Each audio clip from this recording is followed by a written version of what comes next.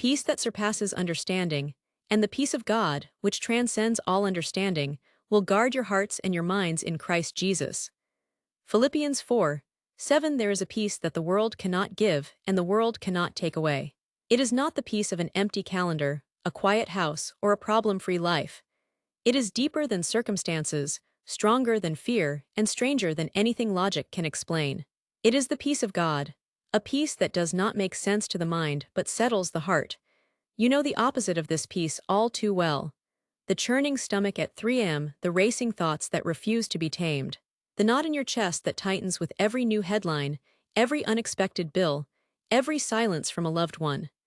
Anxiety whispers that you must control everything, solve everything, prepare for every worst-case scenario. And you have tried. You have run every scenario through your mind. You have stayed up late strategizing. And still, the peace remains elusive.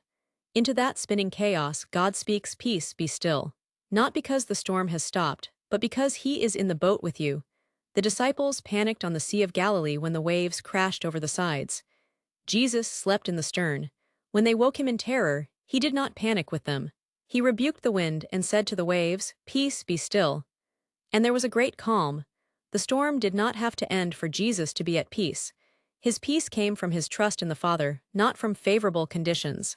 That same peace is available to you, not as a feeling you have to manufacture, but as a gift you receive. It is not the absence of conflict. It is the presence of Christ. It is not the resolution of your problems. It is the reassurance that your problems are not bigger than your God. How does this peace come? Paul gives the secret in the verses before. Do not be anxious about anything, but in every situation, by prayer and petition, with thanksgiving, present your requests to God. Philippians 4:6. You trade your anxiety for prayer. You exchange your frantic striving for thankful petition. You take the worry that is strangling you and turn it into a conversation with the one who holds the universe in His hands.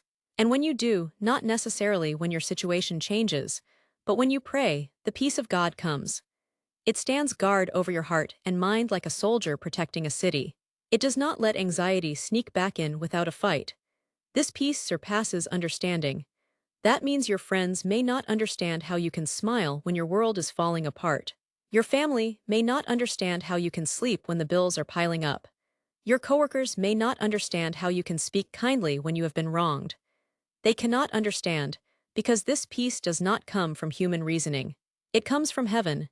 It is a supernatural gift for supernatural times, but you must receive it. Not by striving, but by surrendering. You cannot fight your way into peace.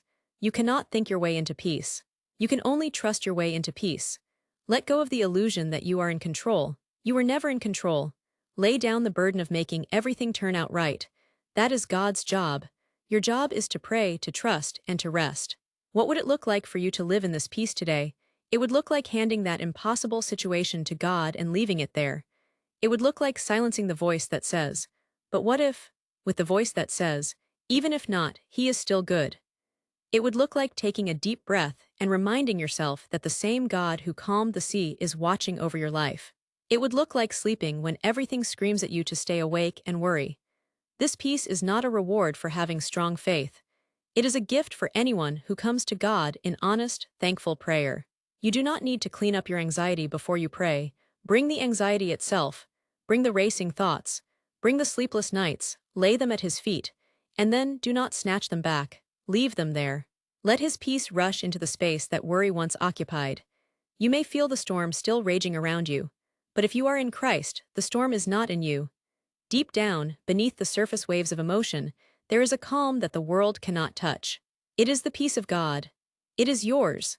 Not because you have no problems, but because you have a protector who is greater than every problem.